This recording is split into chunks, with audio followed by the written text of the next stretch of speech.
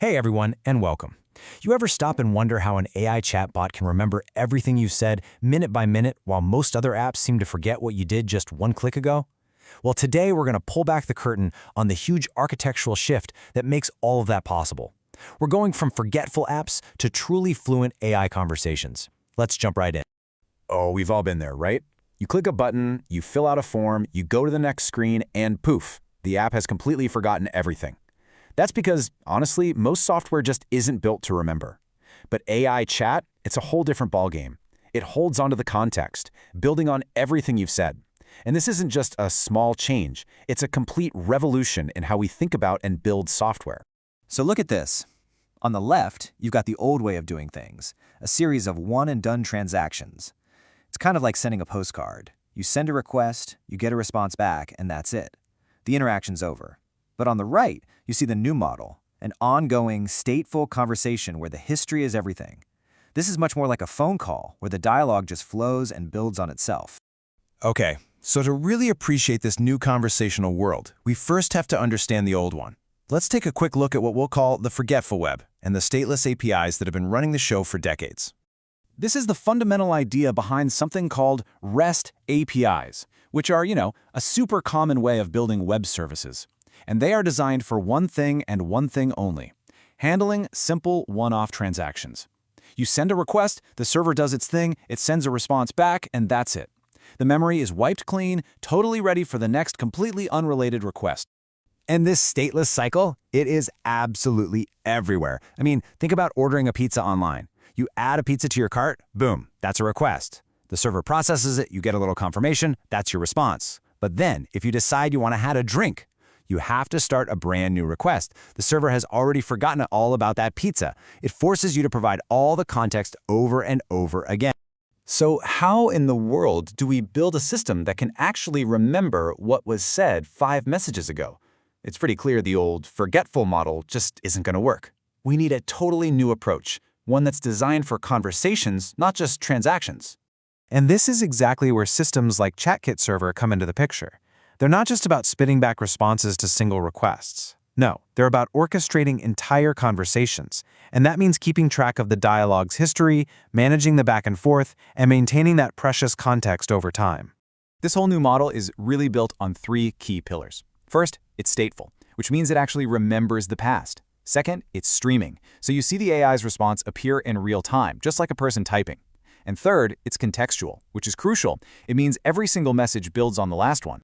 So how does this conversational memory actually get built? What's going on under the hood? Let's take a peek at the core architectural concepts that make it all happen. Okay, at the very heart of everything is something called the thread. The best way to think about it is like a group chat with a friend. You can leave the conversation, come back a day later, and the entire history is still right there. The thread is the container that holds all of that persistent context, message after message. It's the memory. And living inside that thread, you have thread items. Each one of these is just a single message. It could be from you, from the AI, or even just a little note saying a tool was used behind the scenes. And here's the key. Unlike a temporary web request that just vanishes, every single thread item gets saved. It becomes a permanent part of the conversation's memory. And finally, we have the request context. Just think of this as a security badge. It tells the system who you are, making absolutely sure that your conversation is kept private and separate from everyone else's. This is what lets a single AI have thousands of secure one-on-one conversations all at the same time. It's a really big deal. All right, so we've got the building blocks of memory in place. Now let's talk about the part that you, as a user, will notice the most, the way you actually get information back. We're moving away from a single big response to a continuous, flowing stream of updates. This table really lays it all out. On the left, you've got the old REST world, stateless, one-shot requests. And on the right, you have the new chat world, stateful, ongoing streams of events. It's a total paradigm shift in how you and the software communicate. So what does this actually mean for you? Well, no more staring at a spinning loading wheel waiting for the full response to finally appear. Instead, the system starts delivering information right away, almost like you're watching someone type a message to you in real time. So you'll see the AI's response start to form, token by token. First, a few words pop up, Then a few more, as the sentence builds right in front of your eyes. This doesn't just feel more natural, it also immediately lets you know that the AI is on the case and working on your request. And then the full message appears.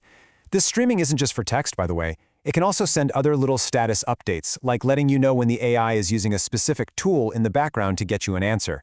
It's a much more dynamic experience.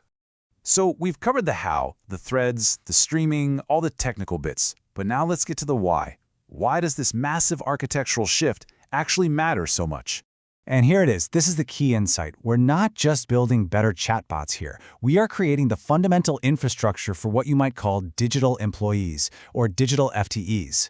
We're talking about AI agents that can handle complex, multi-step jobs for lots of different clients, all because they have memory, context, and a professional way of interacting. So, let's just boil it down. What are the 3 main advantages that make these super powerful AI agents possible? Let's break them down one more time. First up, you have conversation memory, which gives the agent a reliable working memory to draw from. Second, you get a professional user experience, all thanks to that fluid, real-time streaming we talked about. And third, multi-tenant isolation, which makes sure the agent can securely and privately serve many different users at once. You put these 3 pillars together, and you transform a simple bot into a truly capable digital agent. So let's end with this thought.